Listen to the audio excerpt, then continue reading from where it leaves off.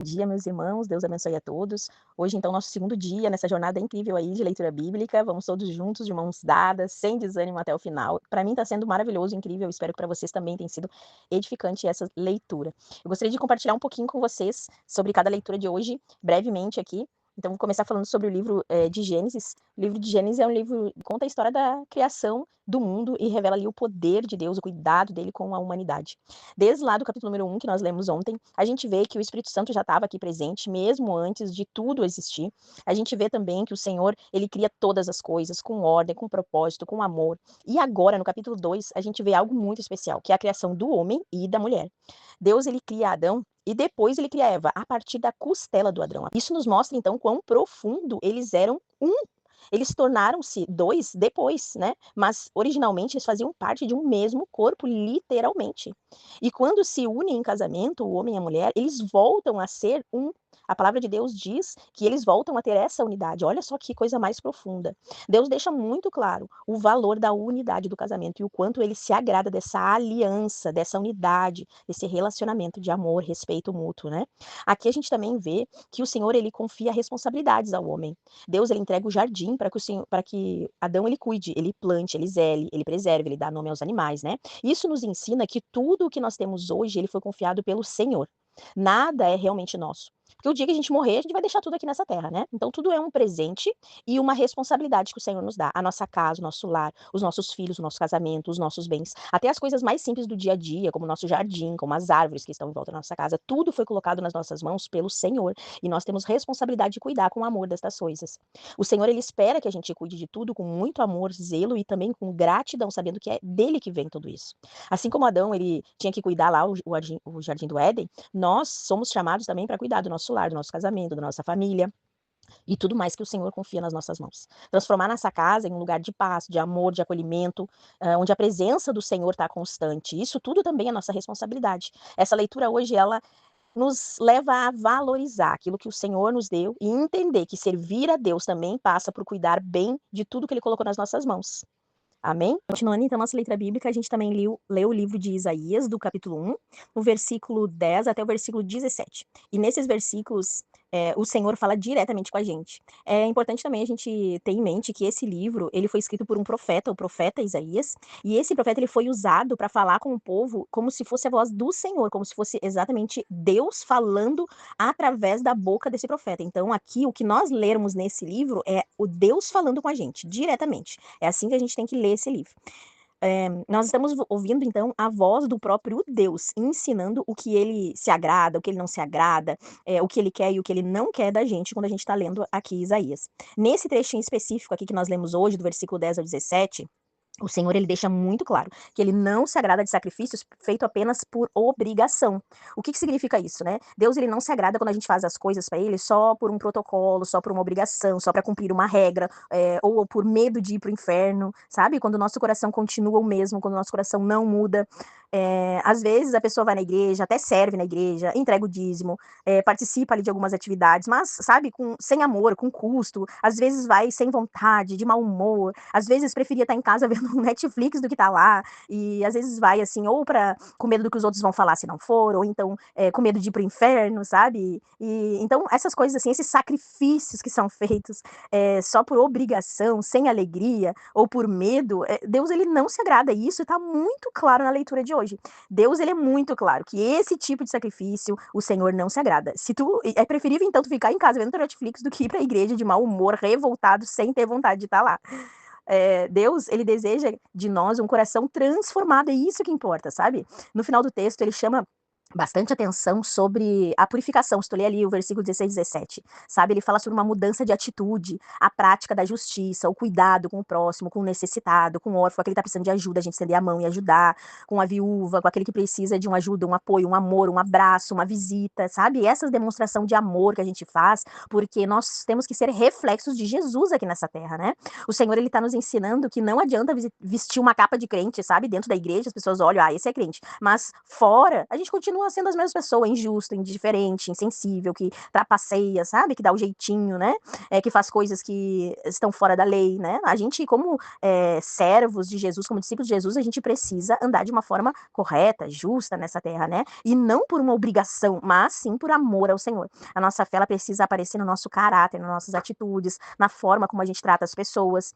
Então, tudo que a gente faz para o Senhor, seja servir dentro ou fora da igreja, seja ajudar alguém, seja participar da igreja, seja servir na igreja, sabe? Tem que ser feito com amor, com alegria, com gratidão ao Senhor, com uma forma de louvar e adorar o nome dele, porque a gente entende tudo o que ele é nas nossas vidas e tudo o que ele faz por nós. Quando a gente faz as coisas com amor ao Senhor, isso sim gera transformação dentro de nós. O nosso caráter começa a ser moldado pelo Espírito Santo, entende? E também as pessoas ao nosso redor, daí sim, elas também percebem que há essa mudança e a gente serve como exemplo para os outros. Que essa palavra de hoje, ela nos leve a refletir como está o nosso coração diante de Deus. Como que a gente está indo na igreja? Por como que nós estamos frequentando este lugar que é santo, sagrado, e nós estamos indo lá para buscar o amor do Senhor. Como que está o teu coração quando tu pensa em estar neste lugar, né? Que possamos viver uma fé verdadeira que agrada ao Senhor todos os dias. Amém? Continuando então, o último livro que nós lemos hoje foi Mateus, no capítulo 2, né? Ontem nós lemos o capítulo 1 e hoje nós seguimos então aí vendo como que foi os primeiros 2 anos de vida de Jesus, 3 anos, como que foi ali aquele iniciozinho, a perseguição, né, que houve. Então, uma coisa que chama muito atenção nesse texto é que desde o dia do nascimento de Jesus, ou até mesmo um pouco antes dele nascer, o inimigo já tentou se levantar contra a vida dele. Herodes, que era lá o chefe, né, que era o governante daquela época lá, ele tentou matar Jesus porque sabia que havia um plano de Deus, um propósito de Deus, uma promessa sobre a vida daquela criança. Mas a gente também vê algo muito lindo nesse capítulo. A gente vê o cuidado e a proteção do Senhor. Deus, ele fala com José através de sonhos. Deus, ele orientou quando era hora de fugir, para onde José deveria ir, quando era o tempo de ficar naquele lugar, quando foi o tempo de voltar. Nada foi feito por acaso.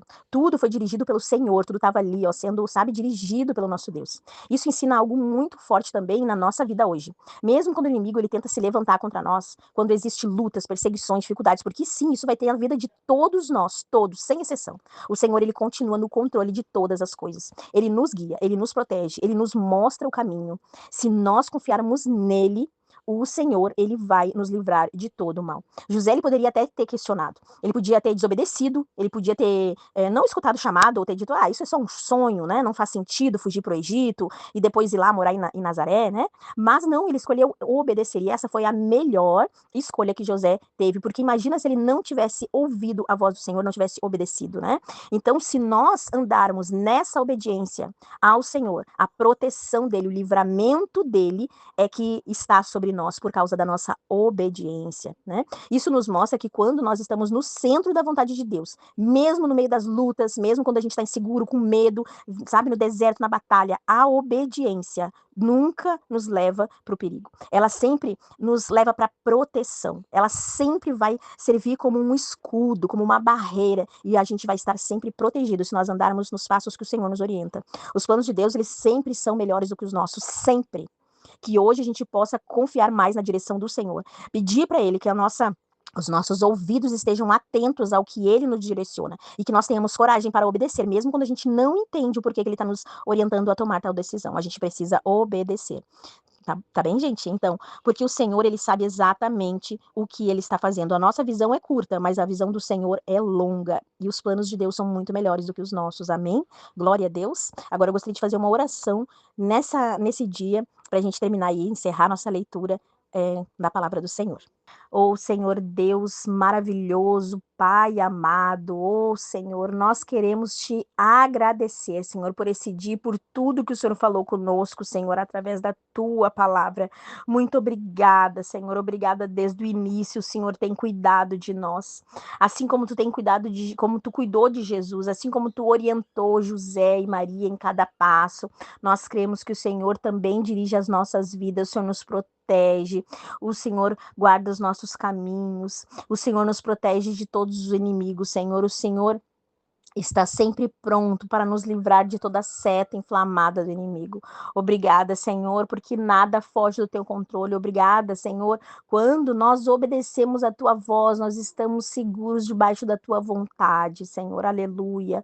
Oh, Pai querido, hoje também nós te pedimos perdão, Senhor. Perdoa todas as vezes que nós te servimos somente por obrigação, sem amor, sem alegria no nosso coração, sem transformação interior, Pai. Perdoa-nos, Senhor, todas as vezes que a gente faz as coisas para o Senhor, mas o nosso coração continua tão distante, endurecido, indiferente, Senhor, à dor do próximo, Pai. Oh, Senhor, nos purifica, nos transforma, limpa o nosso coração, Pai amado, o nosso caráter, as nossas atitudes, nos ensina a viver uma fé verdadeira, Senhor, que se expressa no teu amor, na tua justiça, na tua misericórdia, Pai. Oh, Deus querido, em nome de Jesus, ajuda-nos, Senhor, a cuidar bem de tudo que o Senhor colocou nas nossas mãos, o nosso lar, o nosso casamento, os nossos filhos, a nossa casa, o nosso trabalho, o trabalho também, Senhor, na tua igreja, Pai, tudo aquilo que o Senhor colocou nas nossas mãos, tudo que o Senhor nos confiou, que nós possamos fazer tudo com muito zelo, com muito amor, Pai,